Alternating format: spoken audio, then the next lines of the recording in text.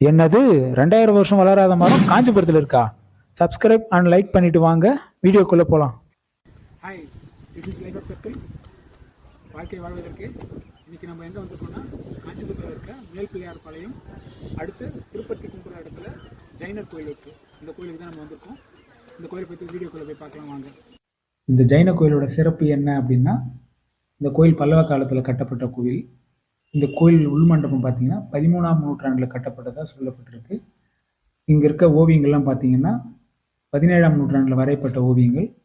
அது மட்டும் இல்லை, இந்த ஓவியத்தோட சிறப்பு என்னென்னா, மூலிகை சாறு கொண்டு வரையப்பட்ட ஓவியங்கள் இது அனைத்தும். இந்த கோயிலில் இருக்க மூலவர் அனைத்தும் சுதை செய்யப்பட்டதாக சொல்லியிருக்கு. அது மட்டும் இல்லை, நவகிரகங்களுக்கு 9 தனித்தனி நவகிரகங்களோட சிற்பமும் இங்கே இருக்குது.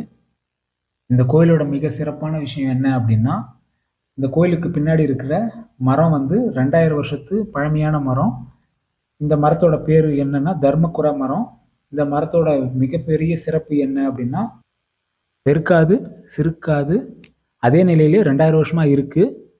இந்த மரத்தோட அடுத்த சிறப்பு என்ன அப்படின்னா, மேரு மந்திர புராணன்ற புராணத்தை மல்லி சேன வாமன வசாரியார் இங்கே தான் உட்காந்துட்டு எழுதினாரு.